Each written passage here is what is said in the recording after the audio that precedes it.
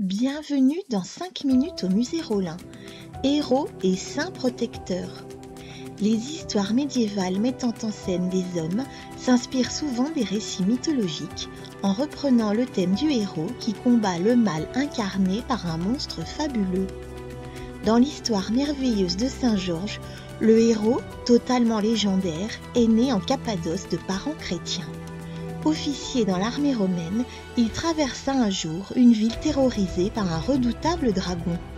Celui-ci dévorait les animaux et exigeait des habitants un tribut quotidien de 2 jeunes gens tirés au sort.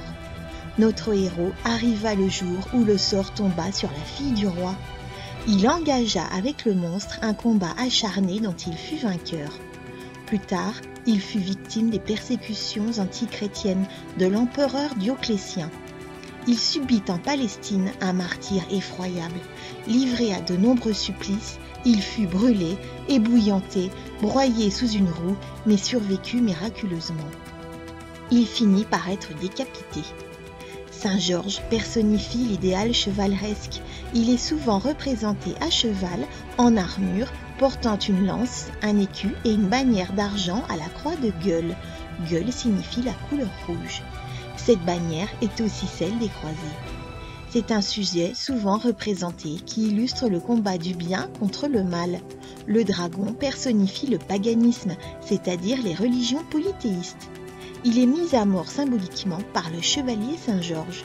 La suite de l'histoire raconte que, ayant pris en laisse le dragon grâce à la ceinture de la princesse, Saint Georges le conduisit en ville et le tua devant le roi, les courtisans et le peuple rassemblé.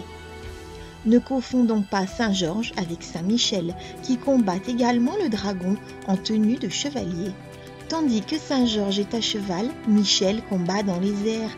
Il est de plus doté d'une paire d'ailes, car il est l'archange chargé de la mission de chasser du ciel les démons, symbolisés par le dragon. Il est le chef de la milice céleste et le défenseur de l'Église. Il combat contre les anges rebelles et contre le dragon de l'Apocalypse. Son origine est très ancienne. On l'associe aux divinités de la lumière en lutte perpétuelle avec les dieux des ténèbres. Saint Michel est aussi psychopompe, c'est-à-dire qu'il conduit les morts et pèse les âmes au jugement dernier. On retrouve la même fonction chez le dieu Mercure ou Hermès et Anubis, qui guide aussi les âmes des morts vers le monde souterrain et pèse dans une balance celle des héros. Il est représenté 2 fois sur le tympan du jugement dernier de la cathédrale d'Autun, au linteau où il conduit les âmes des morts et à la psychostasie, c'est-à-dire à la pesée des âmes. Les églises qui lui sont dédiées sont souvent localisées sur des hauteurs. Michel est un saint céleste. Au Moyen-Âge et au siècle suivant, à côté de ces figures de héros combattant en permanence le mal, de saints personnages sont les protecteurs des maux du quotidien. Chaque saint ou sainte est vénéré pour aider à supporter les maladies, les misères ou la famine. Allons à la rencontre de Saint Christophe. Il est représenté portant l'enfant Jésus sur ses épaules pour lui faire traverser un fleuve. Dans la légende dorée qu'il écrit au XIIIe siècle, Jacques de Voragine raconte que Christophe faisait passer un fleuve aux pauvres et aux faibles. Un soir, il transporta un petit enfant qui devenait plus lourd à chaque pas que faisait Christophe. L'enfant lui apprit qu'il était le Christ et qu'il avait ainsi porté le fardeau du monde sur ses épaules. Comme symbole, il fit planter à Christophe son bâton, un palmier, et le lendemain, le bâton fleurit et donna des fruits. On le représente barbu, avançant dans l'eau. Son bâton est souvent un palmier portant des régimes de dattes. En grec, le nom de Christophe signifie le porteur du Christ. Celui qui le contemple ne craint aucune défaillance. C'est pourquoi il est souvent représenté en très grande dimension pour être vu de loin. Il reste encore aujourd'hui le protecteur des voyageurs et des automobilistes. Saint Roch, dont voici une statuette en bois de la fin du Moyen-Âge, conservée dans les réserves du musée Rolin, est représenté en compagnie d'un enfant et d'un chien. Né à Montpellier, fils d'un riche marchand, il se fait ermite puis passe la plus grande partie de sa vie en pèlerinage. Sur le chemin du retour, il est atteint de la peste.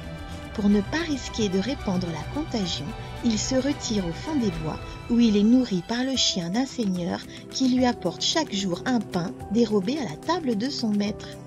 Un ange vient le soigner. Une tradition le fait revenir à Montpellier où nul ne le reconnaît. Son oncle le dénonce comme espion, puis il meurt en prison dans une lumière surnaturelle. Il est la plupart du temps représenté en pèlerin, barbu avec chapeau, pèlerine, bourdon et gourde et la coquille de Saint-Jacques. Il est accompagné d'un chien avec un morceau de pain dans la gueule. Le plus souvent, le saint laisse voir un bubon de peste à la cuisse, partie du corps sur laquelle la peste se manifeste en premier.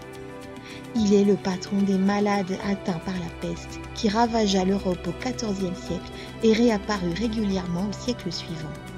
Institué comme protecteur des malades, il apparaît comme une figure de dévotion, mais aussi comme un intercesseur auprès de la Vierge, au nom de ceux qui le prient pour échapper à la contagion ou le remercier d'avoir survécu à la maladie. Le musée Rollin, comme la cathédrale ou certaines petites rues d'Autun, abritent de nombreux autres saints protecteurs, modestes statues qui témoignent de la vénération populaire qui leur est liée. Maintenant, à vous de jouer. Retrouvez cette statuette de Saint-Christophe abritée dans une niche sur une maison du centre-ville. Ou Saint-Michel en hauteur, bien calé contre la cheminée d'une maison des hauts quartiers.